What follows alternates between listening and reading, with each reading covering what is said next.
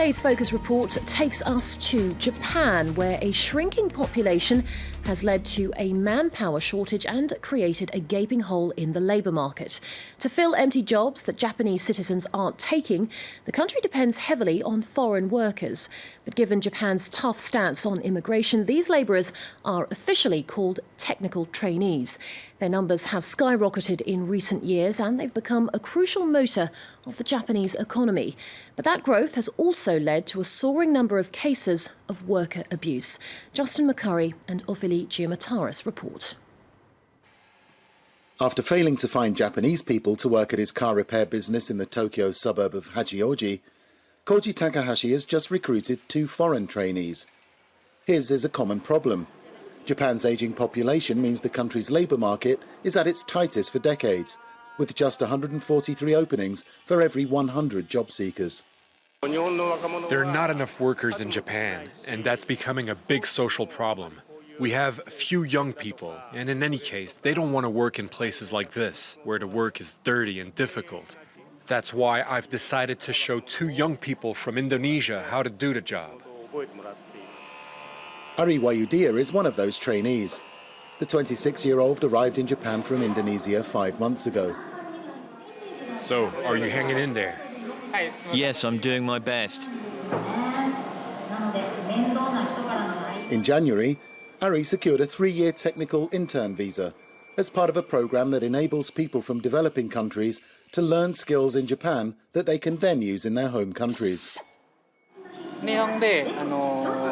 I really think that what I'm learning right now in Japan will be of use when I return to Indonesia. But not everyone has been given the same opportunity as Ari. Ne Yok, for example, had to pay a recruiter nearly €5,000 to come to Japan from Cambodia. This is my former company. After being taken on for a 3-year internship at a construction company, he says he was exploited and badly treated. Day after day, my Japanese co-workers would hit me on the helmet using hammers and various tools. Every day, like this, repeatedly. These are the helmets we have to wear at work. They even threatened to kill me. This is the 3rd helmet they broke. Insults and threats aside, he received just €500 a month in wages, despite working up to 14 hours a day. He was forced to take sick leave after suffering a serious accident at work. Here's a picture of my finger after I severed it at work. My Japanese colleagues didn't even call an ambulance. They were busy doing something else. They were already on the phone. I had to wait 2 or 3 hours for the ambulance to arrive. Since then, he's suffered from depression and is now suing his employer with the help of a support group. Over the past dozen years, the group's head, Ippei Tori, has helped more than 2,000 trainees who say they were abused. This technical trainee program should be abolished immediately. It's a pretense. The interns work just like normal employees, but the scheme allows them to be treated as trainees. There have even been tragedies. Of the 210,000 foreign trainees in Japan, 30 died from overwork or accidents at work in 2015 and 2016. In response, Tori has organised a protest in front of the JITCO, the government-affiliated organisation that oversees the internship programme.